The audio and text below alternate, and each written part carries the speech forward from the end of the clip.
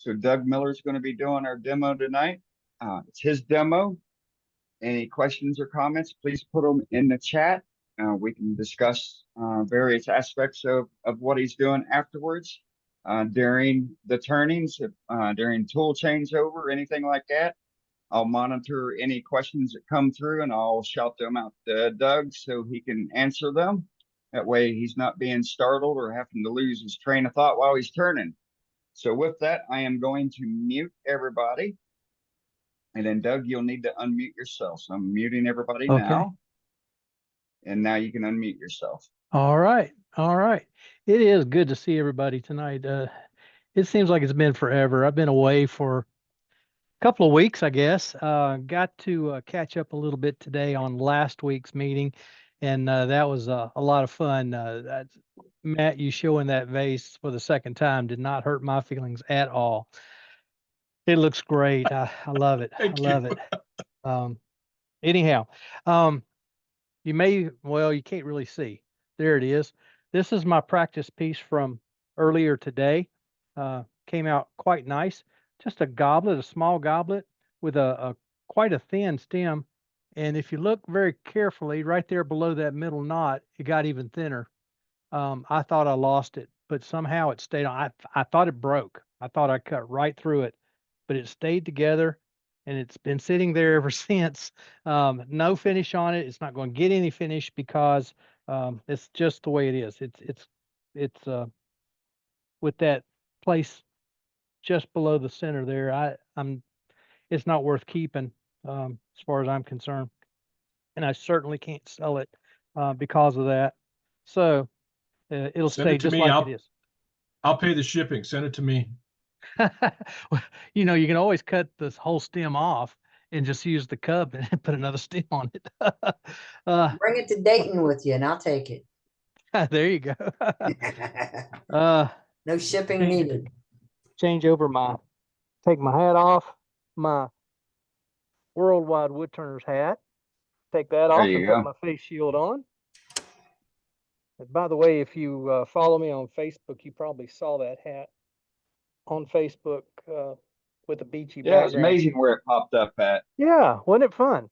Yeah. Anyway, let's change cameras real quick here. We'll go to the overhead. And what I've got here is a piece of, I think it's pear. Now, I just had a tape measure here. What did I do with it? Doesn't matter. I'll grab another one. Just so I can tell you how long it is. This was a piece of a branch. It was a branch came out of a crotch piece. This is about 9.5 inches long. Excuse me. And roughly 2 3/4 wide. At this point, it was a little wider. I've turned it just enough to get it semi-straight. It had a pretty good bend in it. I did go ahead and put my tenon on it.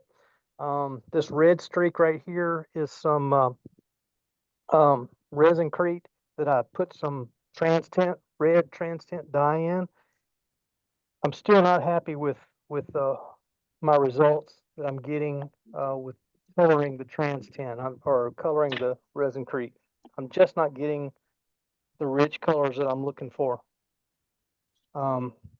Anyway, this is an ingrain goblet of sorts, decorative goblet. Of course, it does not have any intrinsic value other than just something to look at and be a conversation starter. But it's also a skill builder, technique practice piece. You can do all kinds of things. You know, first was roughing it down, getting it round. Had an issue or two with that, the cracks in it, filling the cracks, getting those together. Now we're going to do some ingrain hollowing, and that's always an interesting time, especially when it's an unsupported piece of wood.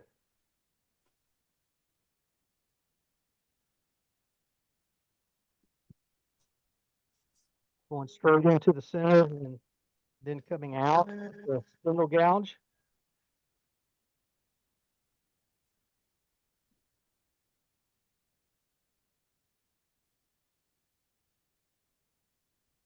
Kind of working my depth down at first, and then we'll open it up here in just a minute.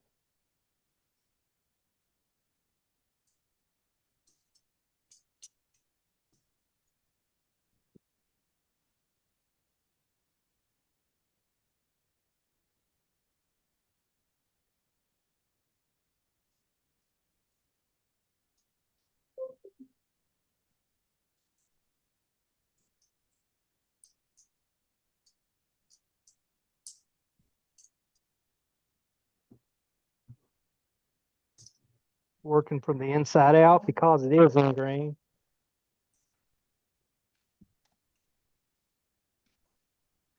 We'll see how the depth is, what it looks like. Well, I'm nowhere near where I want to be yet.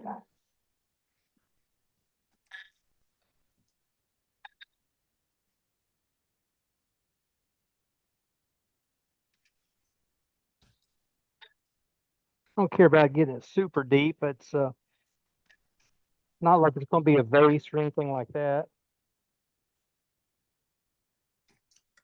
Something just fell with my chuck key. We'll get it here in a second. Don't need it till the very end anyway. All right, what do we got? We got still not enough.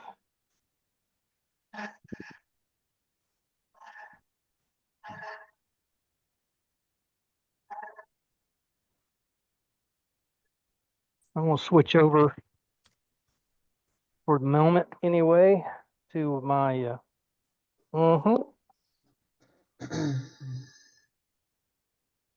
I tell you what, being away for 2 weeks, I've lost my tools. I can't find them. It's crazy. We're gonna go to the number one hollower from Easy Wood. I think I'm on center there. Yep. And just, I know some of you guys like to know I'm turning at 1800 right now.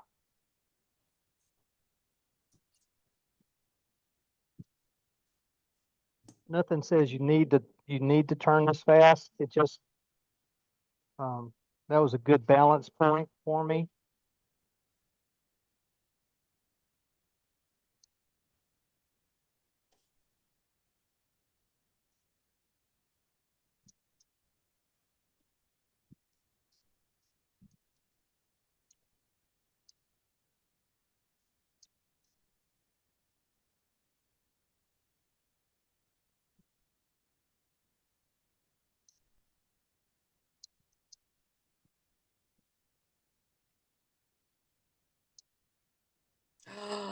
The goblet just fell. Yeah, I saw it. So you And may or now may I'm not get sitting a in blender. 3 pieces on the ground.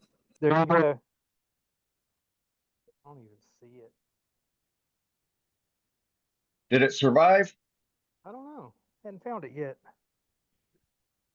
Oh, there it is. It probably landed in some shavings. It's all No, good. it did. It did. But it's a little worse for wear. Oh, I'm gonna put it behind me here. Maybe it'll make it Saturday. Okay. Several people have asked about our trip. We had a great trip. We had one tragedy though, and it's awful. We had 8 chickens. We lost them all. So I don't have to buy any more food till next year. It also means I have to eat spoiled egg. That's not good. All right, we're just about where I want to be.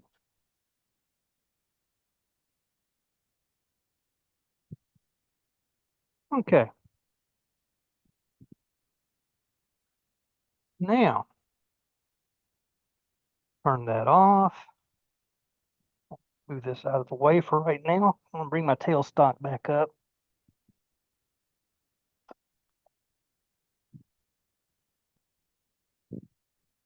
There we go. If I was turning just a normal goblet, I probably would not even use the tailstock. Just let this end be free. But I'm going to use it because I'm going to go thin. I'm not, I've shared this whole idea before. I'm going to put pressure on to begin with, but what I'm going to do here is with the pressure on, there it is. Got to grab my tape. I'm going to wrap the end of the goblet and the cone center, make them one unit basically. Well, I can't do that just yet though.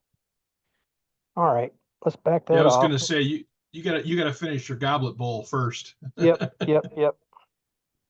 Getting ahead Well, of he might myself. have a different technique. So You never know. remember, That's one of the nice things, and I talked about this on the last couple of days. There are so many ways of doing just about anything. There is no one way to do anything in wood turning. So we can have a lot of fun. We can compare notes. We can even debate, but there's no use arguing about any of it because we all get the same results eventually. I was just debating in my head, do I want to do the rest on the outside, or I think I do.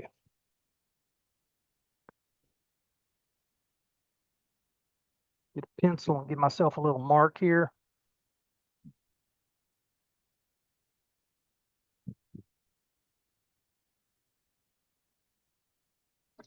Just so I know where the bottom of the bowl is, roughly.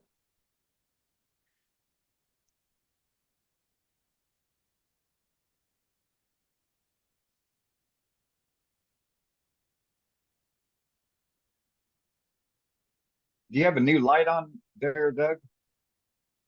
I have totally rearranged. This whole end of my shop is different.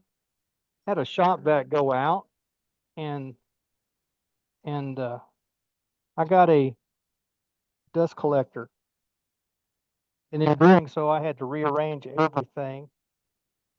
And in doing that, that meant I needed to change my lighting, not Ah. the lighting itself, but my light settings. Right. He And just this prefers overhead, you to can be tell in pink. Yeah, Yeah, you I'm have still- like a pinkish reddish tint on your overhead. yeah. Let me see if this helps any. It's got to be a camera setting because the other camera didn't have Yeah, that pinkish that's tint. washed out there. Yes, you're exactly right, Matt. That's what I was trying to say. Well, my light settings are not perfect on this camera.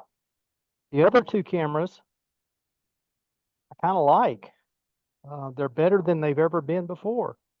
But this one, I have not been able to get it right yet.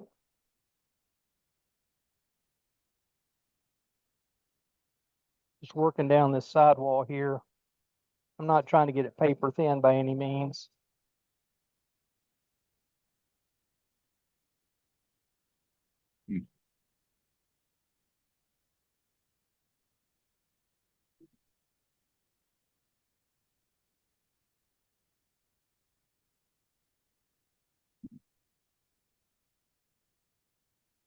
I am trying to get Hey, just a Doug. nice. Yes. Well, you got to change over there.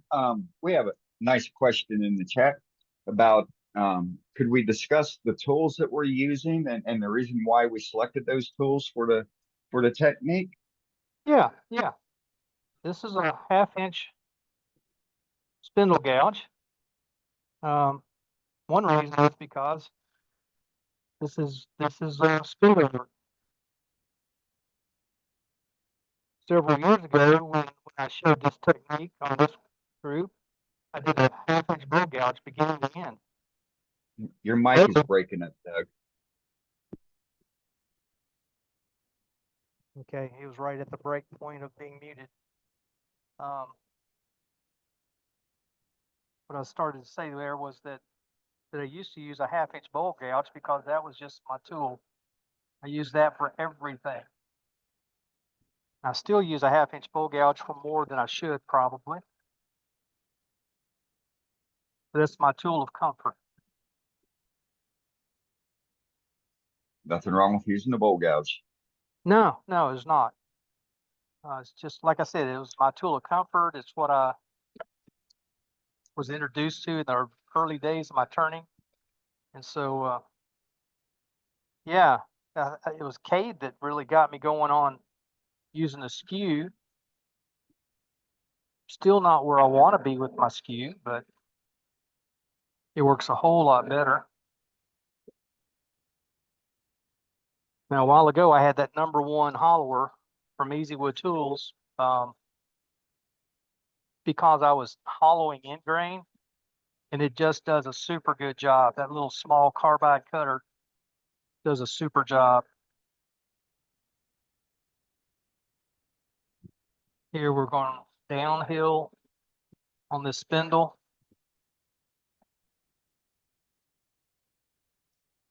See if you can see it. I've got that sharp angle there, and then it's the heel is ground off, so it's pretty thin on the end. Like, it gives me a lot of lateral, or a lot of options on cuts.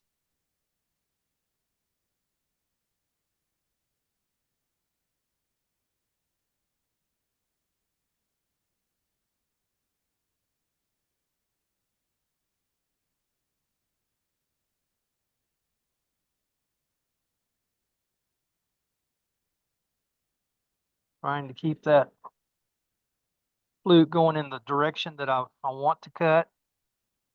Still riding the bevel as much as possible.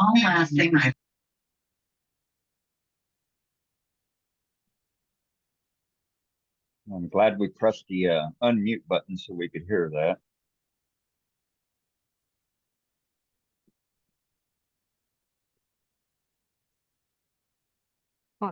I like to put a little bit of detail between my cup and stem. Just keeps it from, I don't know, gives it some separation, point of interest.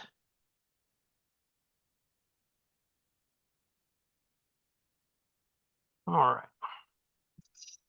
right. Hey, Doug, Yes, sir.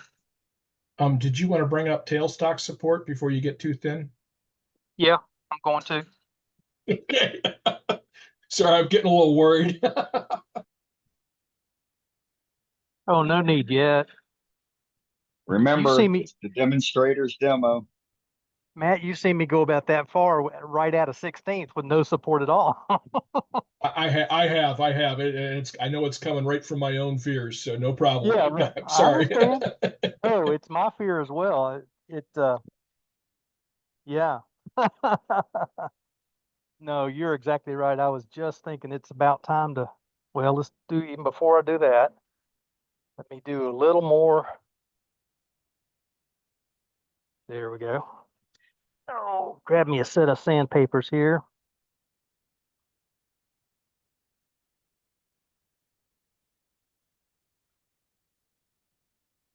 My demo yesterday, I found myself having to hunt my sandpaper.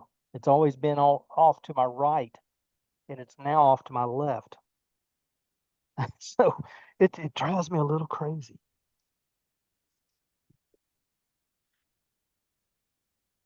I'm going to start with the 120 this time.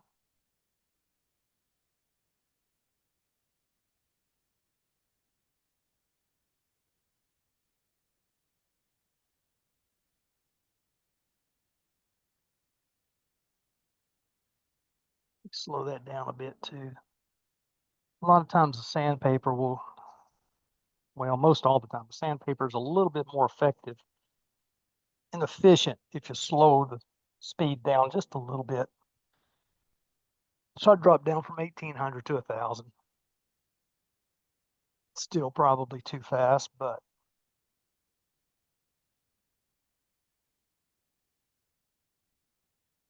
for the production turning folks, they don't typically slow down. They just go at it full speed. And I understand that. I've done some of that. I've done a lot of it, in fact. And it works. It works.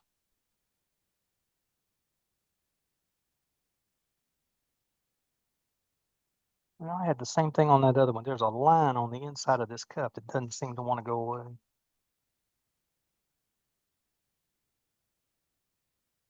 But it's okay for what it is for right now.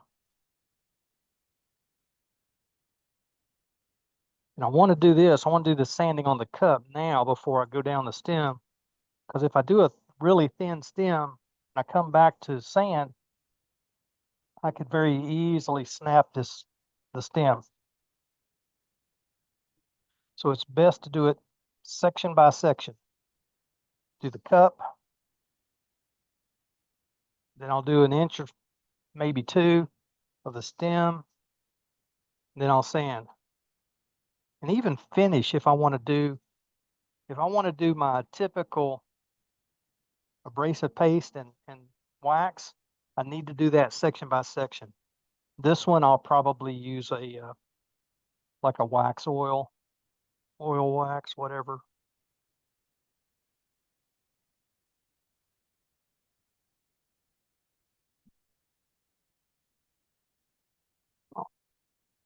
Up to 220, and that'll be the end of that.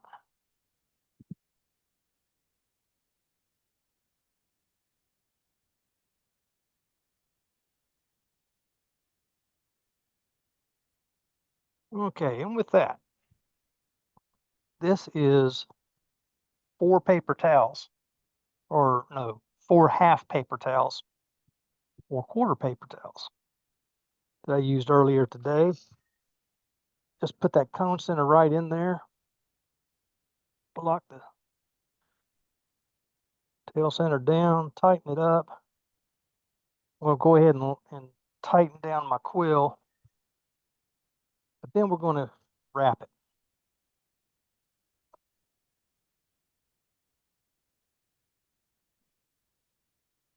I'm putting a bit of pressure on the tape. I want the tape to be good and tight. And if this was going to be 1/4 inch, 1/2 inch thick stem, none of this would be necessary. You could just go ahead, you could put a ball in there or put paper towels in there. Wouldn't necessarily have to have anything in there to support it. Probably better if you do. All right. But because we're going to turn thin, now I'm going to loosen my quill. I'm going to back it off. Or am I? No, it's not sticking. I got to get some more tape on there. Ran into this problem a couple weeks ago. Didn't want to stick. I just don't want to get up on the bearings here. I want to stay on the cone center.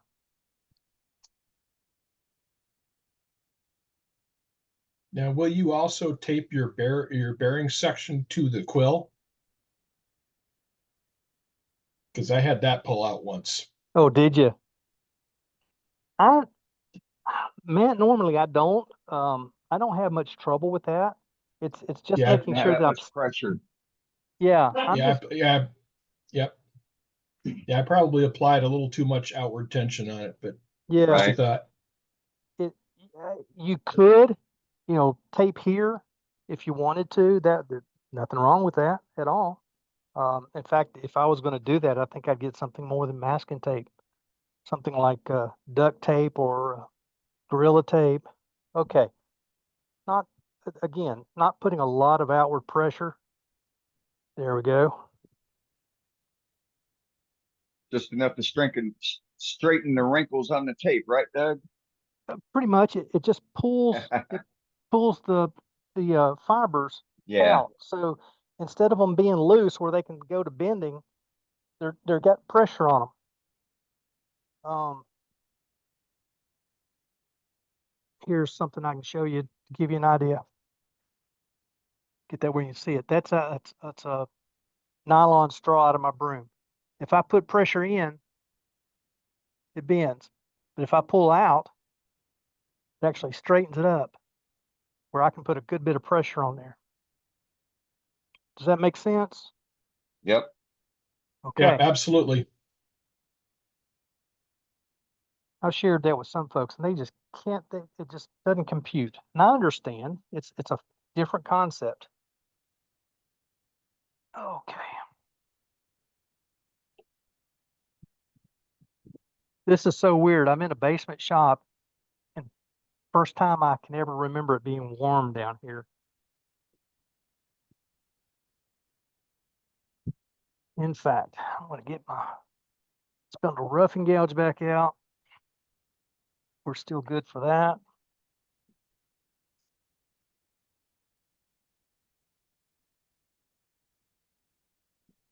just to get some meat off of here.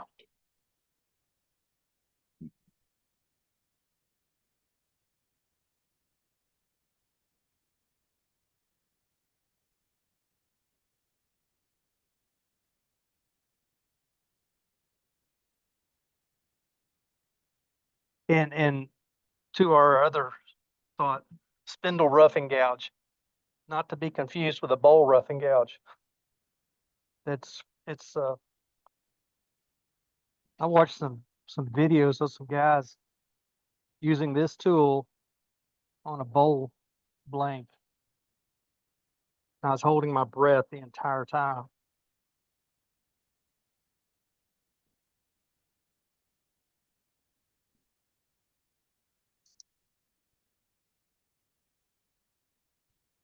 It can be done. I know a lot of people do it. A lot of name turners do it. But I've also seen a lot of them get bent and broken, and people get hurt using a spindle roughing gouge improperly on a bowl blank.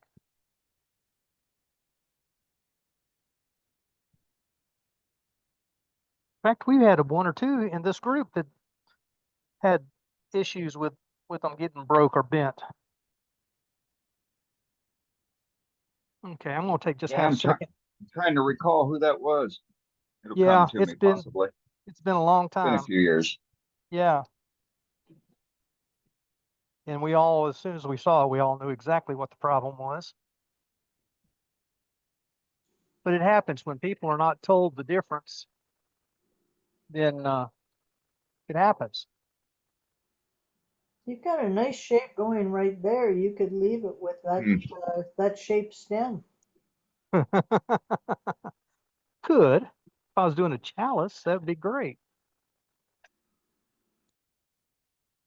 Amazing what a little bit of sharpening will do. Back to my spindle, half-inch spindle gouge.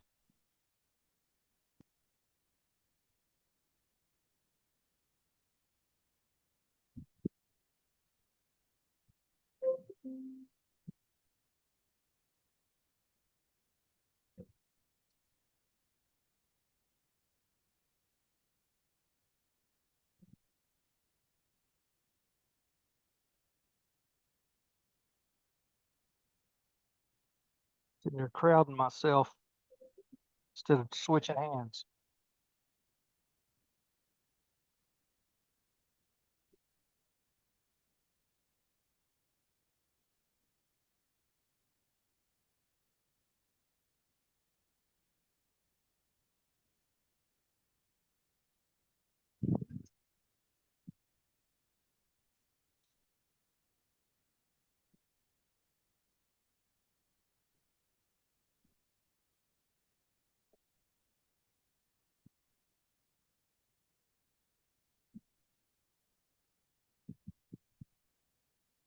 On a lot of the pieces we turn, we like to go away from the headstock all the time, which is fine, and that's necessary a lot of times, especially for a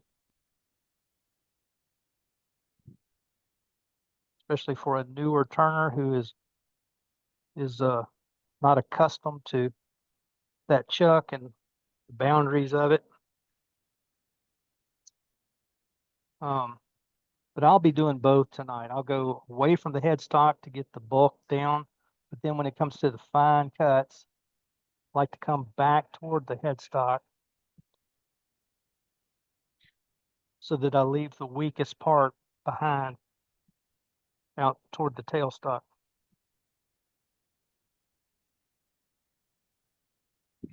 Turn the final shape and then don't touch. Yeah, yeah.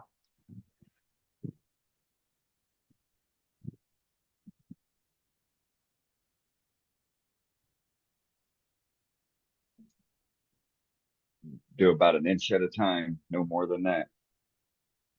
Yeah, thereabouts. Again, we have the quote unquote rules that don't always apply.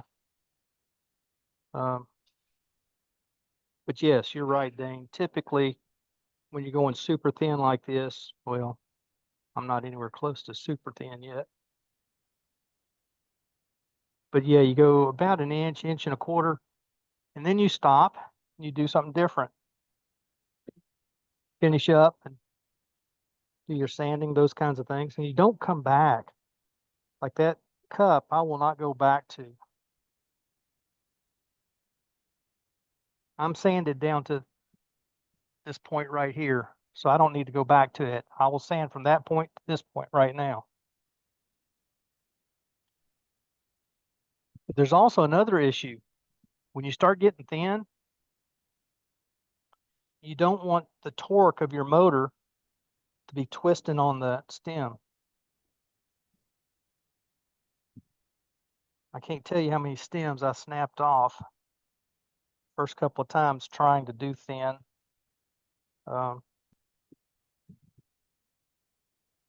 Because I would turn it off to see how I was doing, to put calipers on it and measure it and those kinds of things. Then somebody finally said, "Why are you turning it off? That's your problem." Or they would say, you can turn it off, but you got to turn your speed all the way down. Well, at the time, my speed control was change the belts. So there's no turning up and down. Here we go. What's your diameter at there, Doug? Good question. Inquiring minds are asking. Right now, I am at, I need to sand just a hair more. I'm at 3/32. If I sand just a little more, but if you hadn't asked, I wouldn't have bothered. Yeah. I'd Yes. have left it at that. But So you're now that I you're working measured, on 1/16. that's in my head. Okay. It's in my head.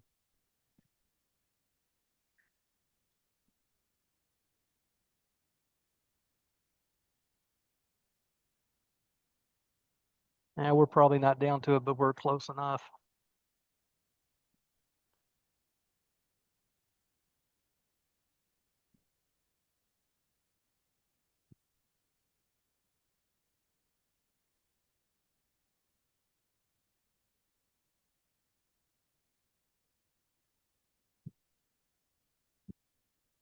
It feels awful good already.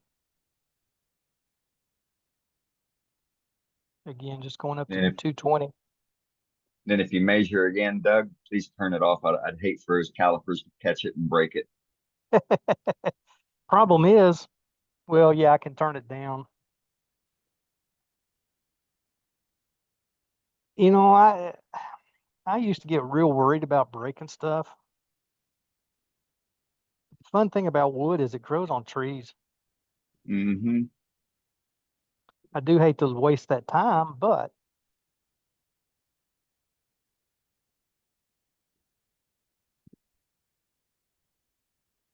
even in Texas and Arizona, wood still grows on trees.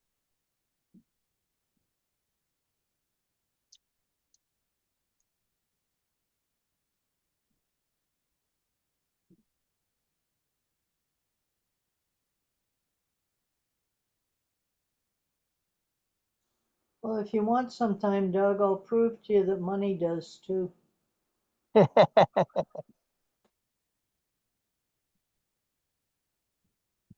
I have proven that, Ruby, already to myself. The only problem is I can't get it to grow fast enough.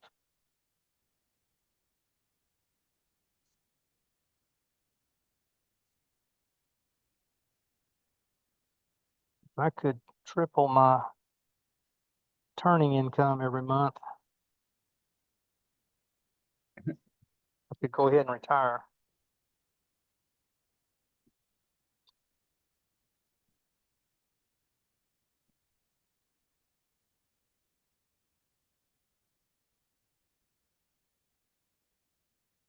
All right, one more time. Then we're going to do something different here. We're not going to keep going just straight the whole time. just like with this detail piece up here, I don't know. It may be the group that I was hanging out with when I first started, but the whole idea of leaving just straight lines just doesn't work in my head for some reason.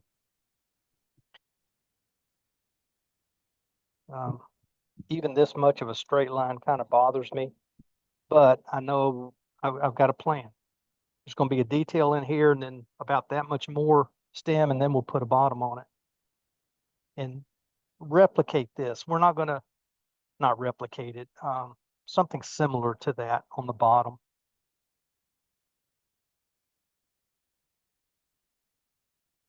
Just to give it interest.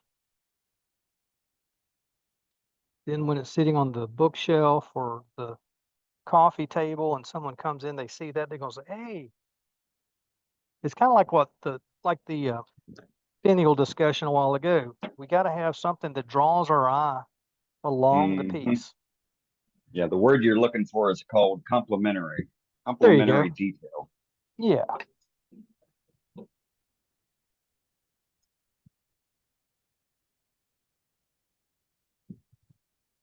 Try to get a concave shape in there. I've got to get rid of some of this.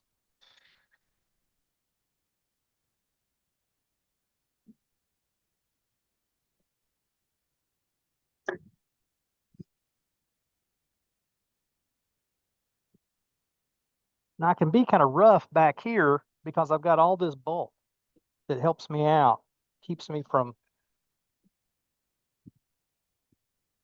it can absorb the pressure and the vibration where this stem cannot. It can't take it.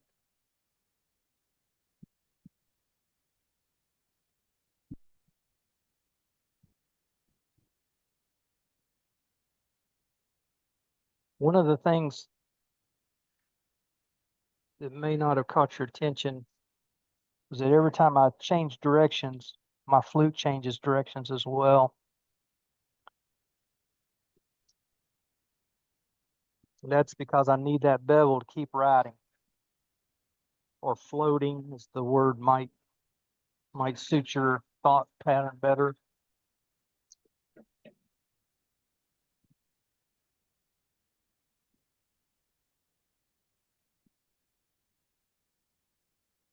This wood did have some cracks in it. Like I said, I filled some of them with the resincrite.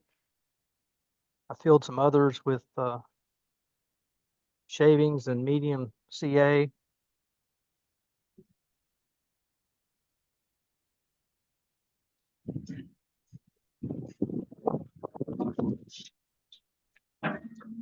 So we're liable to run into some cracks interiorly.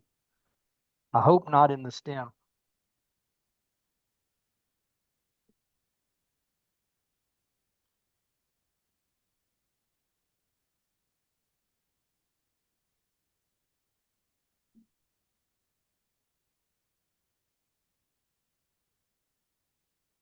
One of the things I had to learn was that sometimes pushing hard and trying to go fast does not make you go faster. It actually slows you down if it doesn't ruin the piece. Yeah. A lot of times it'll make you rechuck a piece of wood. Yep. It's not a race. Not at all.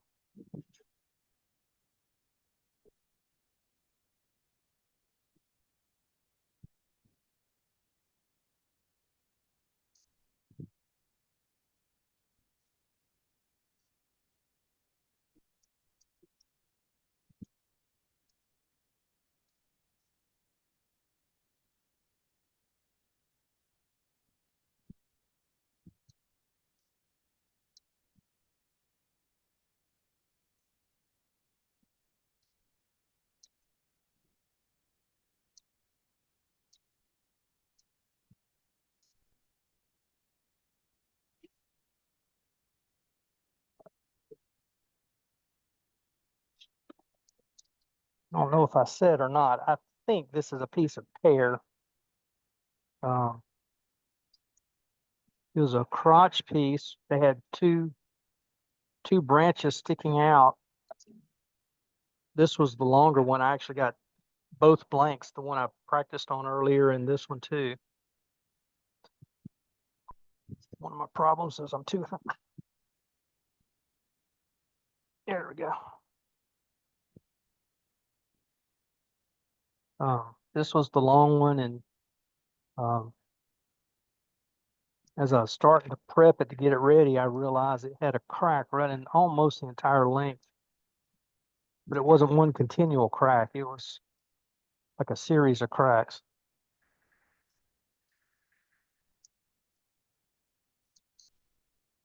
So it would run for 3 or 4 inches, and then it would quit. Then it would start up again in another spot, just down from it.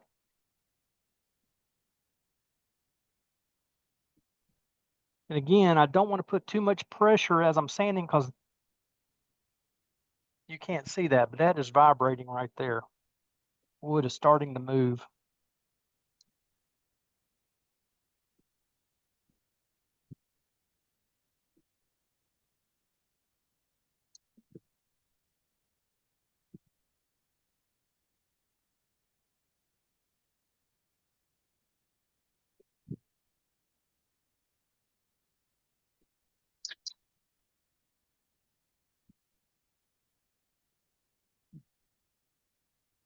Hey, Doug, do you also apply counter pressure when you're sanding?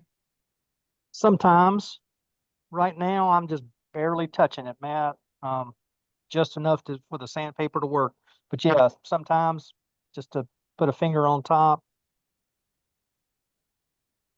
If I Thanks, found Doug. something up, if I found something up here I just had to sand, I would definitely. In fact, I do see something right at this transition point right here. There we go. That's enough of that.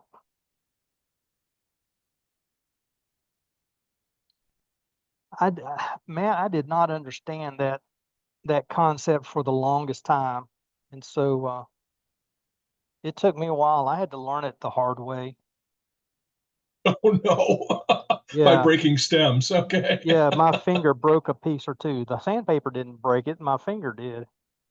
Trying to do the counter pressure thing.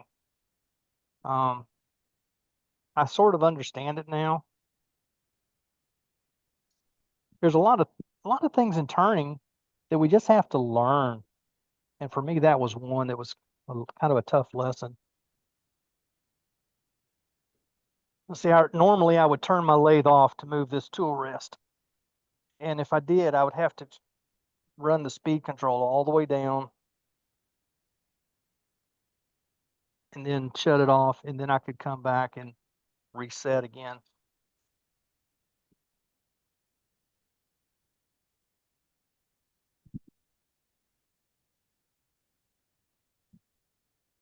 It kind of bothers me to not shut the lathe off as I'm moving it. It's just one of those safety things. You get used to it and you really don't like it when you can't do it the right way.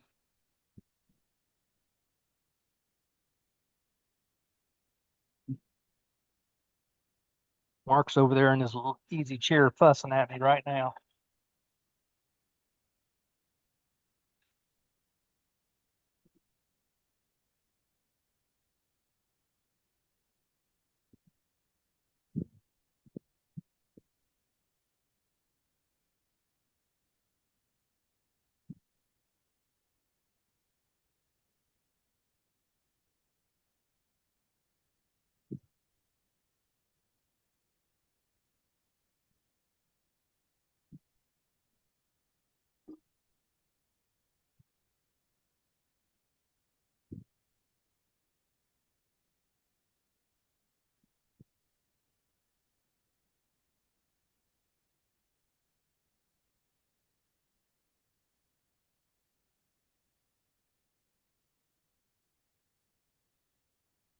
Yeah. I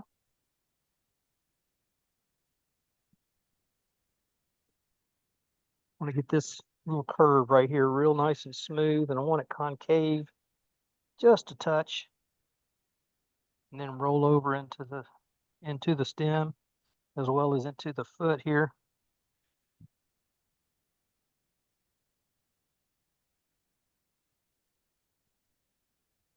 There we go. Then this one can be nice and concave up into that.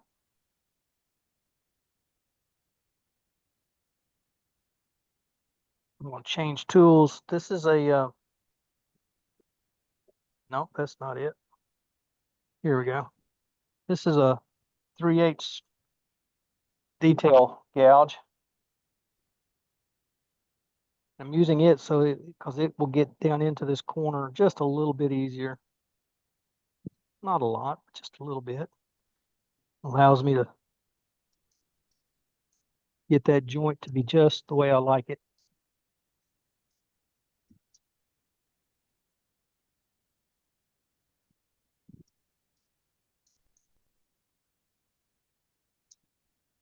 Okay. Now I can come back to my spindle gouge.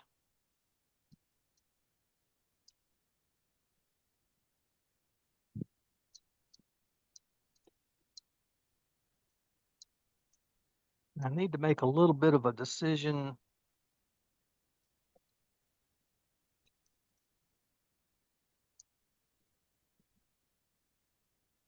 about the diameter of the foot here. Still looks just a little big.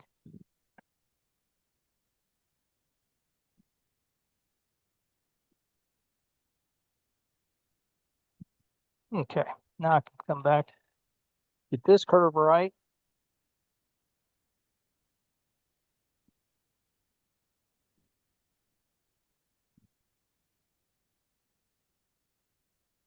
And then I want to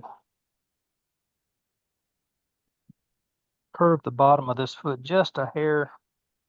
Doesn't have to be a big, deep curve.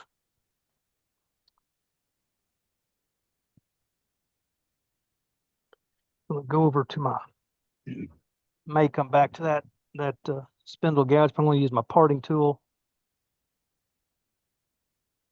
And I am gonna undercut this foot just a bit.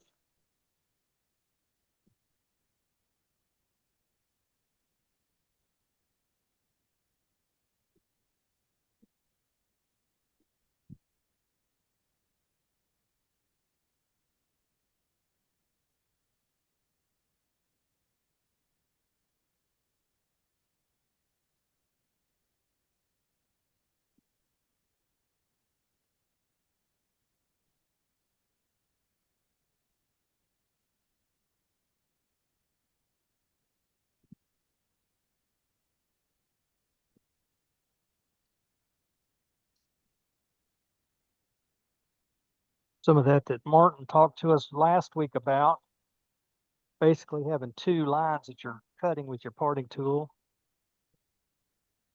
So it comes out a bit cleaner. Just before it snaps off, let's come back and do a little sanding. Then we can finish this up.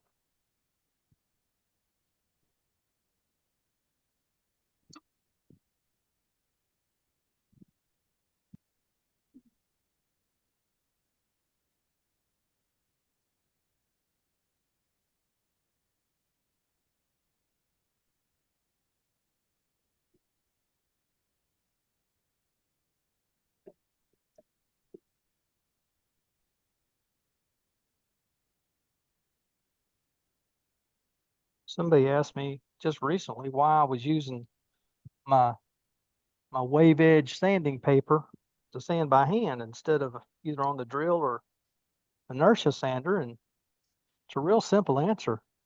That's all the sandpaper I've got. I don't have a whole lot of different kinds of sandpaper. 90% of my sanding is done either with the inertia sander or the drill. And so that's what I need, is the Velcro back. And it works fine. I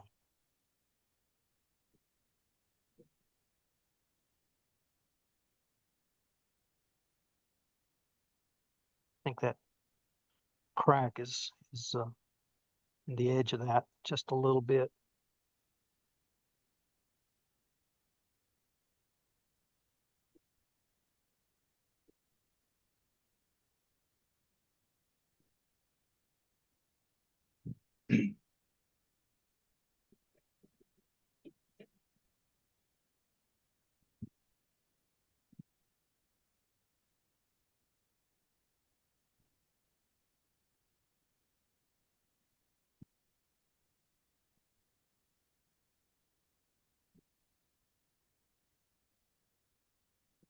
I've got a good 1/8 of an inch still holding all this together. I'm still not putting a ton of pressure on, but I can put a lot more pressure on this foot than I could up here if I needed to go back, but I'm not going to go back. So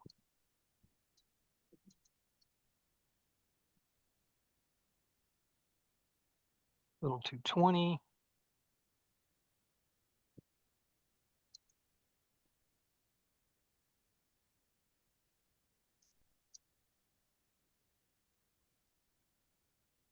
I will have to sand the very bottom of the base off the lathe.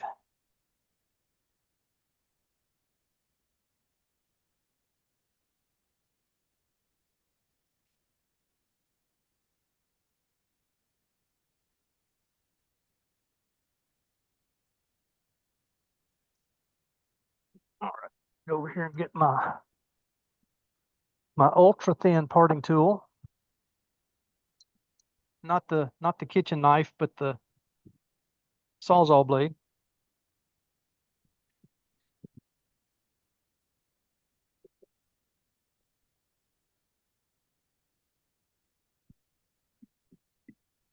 And it's dull, apparently.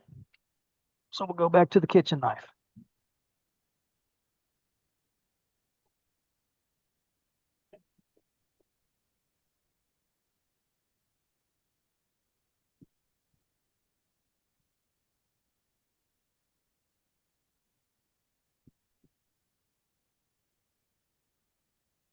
All right.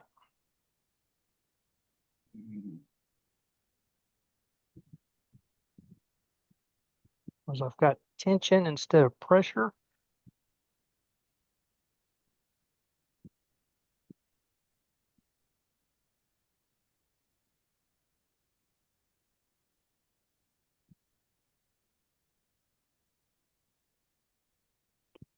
Here's the end.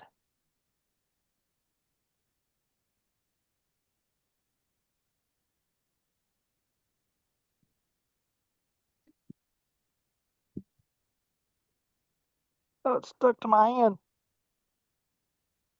Oh,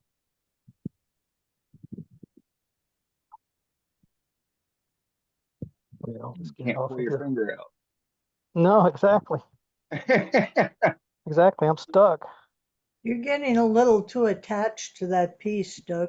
That's it. That's it. Somebody call his wife. We got an emergency situation.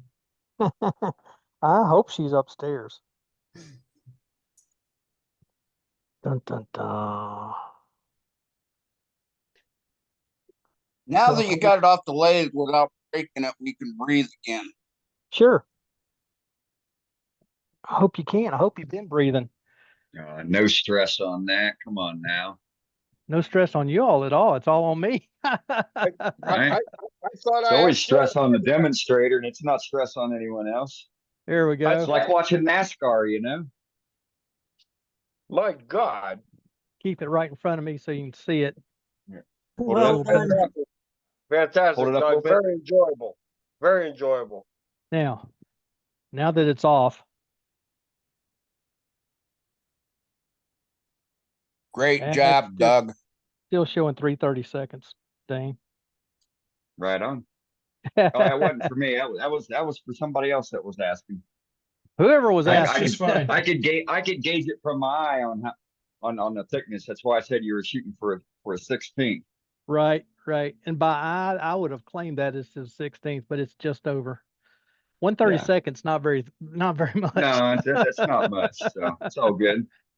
It's all So good. anyway, It just depends upon inside, the measurement tool. You're It was a inside. it was a white clean. knuckle ride. I still have that little nub to sand off, but I'll put my sanding mandrel in the lathe, and I'll do that off lathe and be good. And how Little, deep is that goblet? I'm sorry, How deep is the goblet? just over an inch, I think, or maybe right at an inch, maybe.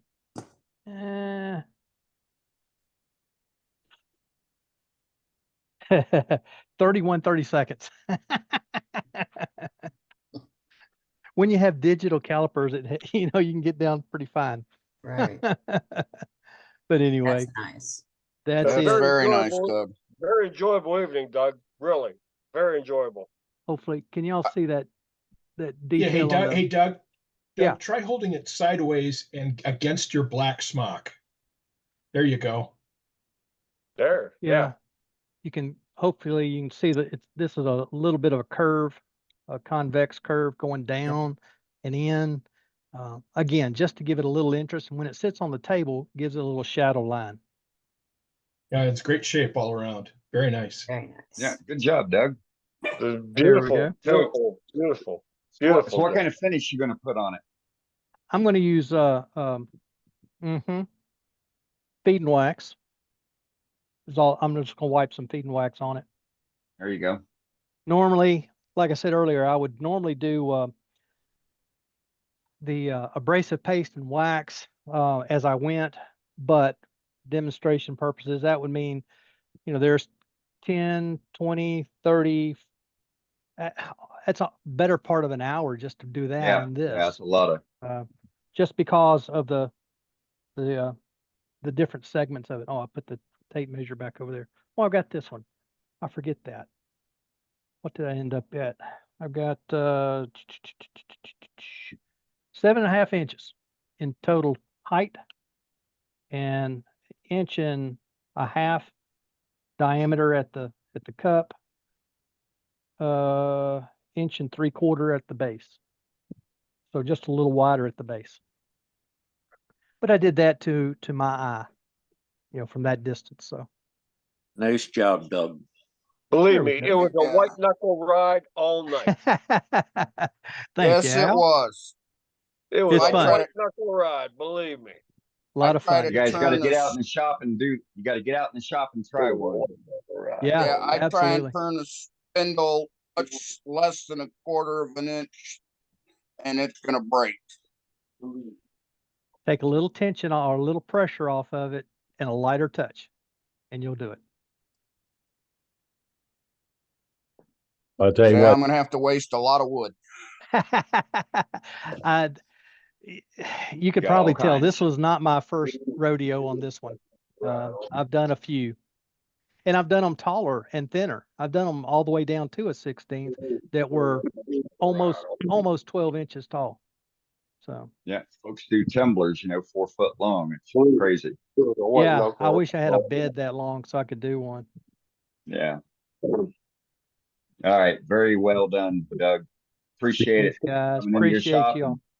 and watching what you had to do. All right, folks. So, does anybody else have any questions that I may have missed in the chat that we need to ask or get clarified? no, my, Yes, Dane. Can you show that Go ahead, gouge? Al. Can you show that gouge, Doug?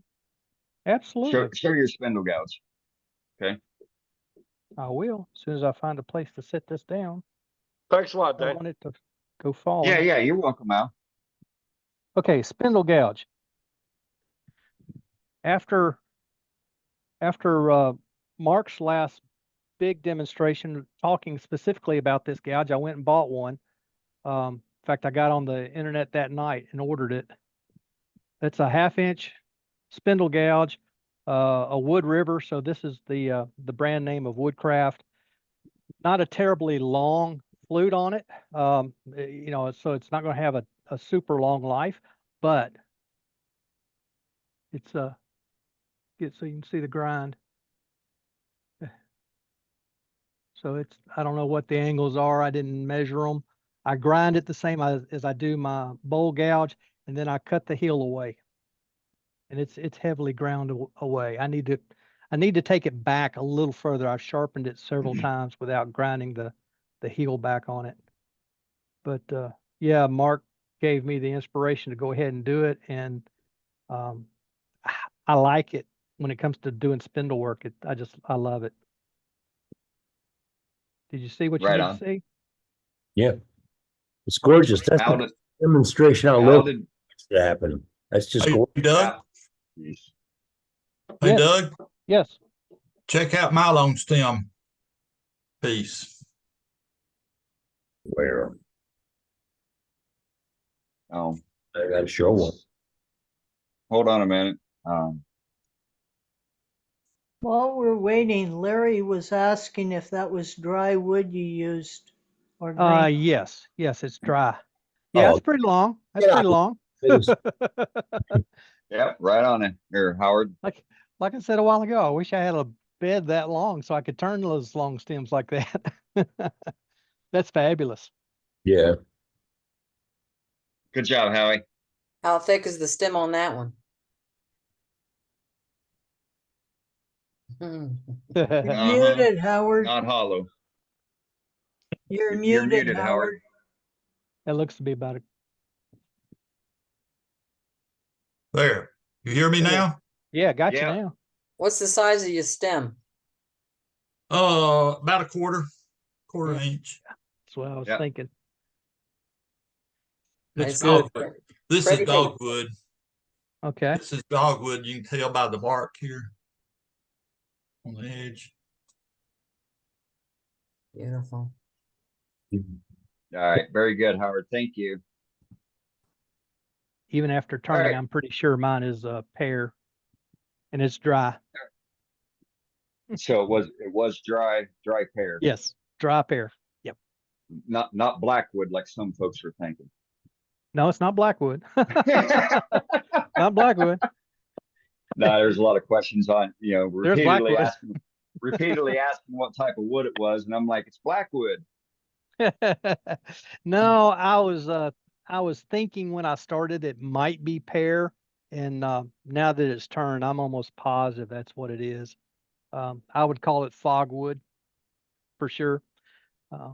There's no question it's fogwood, but it's just what particular species I can't tell you right offhand. I think it's pear though. Now, if you were gonna take that to a store to sell, how are you gonna get it there without breaking it? Very carefully. I would Put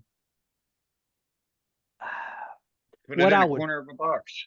I'd slip corner it of a around it. box You or you put it in a box with the popcorn. Oh. That's the best way to do it. You gently wrap it in tissue paper and put it in a box with popcorn, and it'll Yeah. ride to the store just fine. what I have done as well. I've done those very things. I've also taken them out to the car and just lay them in the seat up against the back, and then put some other things kind of in front of it so it won't have any pressure, but it keeps it from rolling around, just in case I have to brake, which I don't brake very much. Yeah, Zed said a paper towel tube, and that would work if it would fit in one. I'm thinking this bottom end won't quite fit in it, but it might be close. I used to say scrap PVC and pieces of the 2 1/4 inch vacuum cleaner hose. There you Pipe. go. There you go. Really fun. Yeah, absolutely. Speaking of which, I need to go get some 4-inch vacuum line. You take your Amazon bubble wrap package, you roll it around it, put a piece of tape, and you're done. God, folks, don't make it so difficult. Yeah, it's not that difficult. I mean, come on. I've not going to the store or bringing back from the store. I've not broken anything. Knock on wood. Yeah. Yeah. The only time you break them is when you set them up on top of your lathe and you're trying to work on your lathe and it vibrates off and hits the floor. Well, and even Right. then, it's not broken. It's not broken. It's just bent. Yeah, it's just bent. There you go. at that weak spot. And so what you ought to do is very carefully CA that way it's stabilized. Yeah, I could do that. Gross extra. Sand the fuzzies off, and then tack on another 50%. There you go. Yes, you could finish it with CA and it'd be less likely to break. Yes, right. Stiffen it up. Hmm. Yeah, How do Steve's you right. keep the customers from breaking it? Oh, that's what insurance is for. Or the kids or the wife or? Yeah, that's what insurance is for.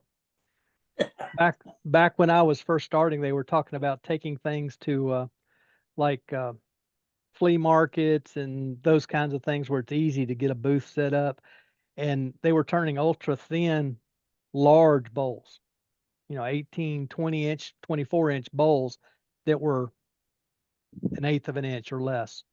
And people would come up and stick their thumb in the bowl, their fingers on the outside, and pick it up. The side comes out of it. And they don't want to pay for it then.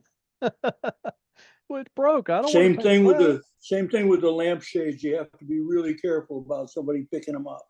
Absolutely. Uh-huh. Grab them from the side, or you picking them up. There you go. Making the lids so Once- tight, they pulled the finials off. Yes. Hey, Yes. that's all right. Once it's in the store, it's the shop owner's responsibility. So that's just an automatic sale. If it gets Yes and broken. no. Yes and no. For me, it's a yes. Otherwise, I Okay. don't go in. There Yep. you go. Yeah. Most of them here, it's still the vendor's responsibility. So we have to carry our own insurance Yeah, or run the risk. right. I hear you. Or you could put, I guess you could put signs up, say you break it, you bought it. Yeah, that don't mean anything. Yeah, it didn't hold up. Yeah. It keeps the honest people honest. Right. That's about as far as it goes. Sounds good. All right. Does anybody else have any questions or comments? Was all the questions answered? No, just a very enjoyable evening, Doug, for sure. Thank- Very Thanks, Al. enjoyable. Thank you, Al. I always And enjoy we- all of Doug's demos.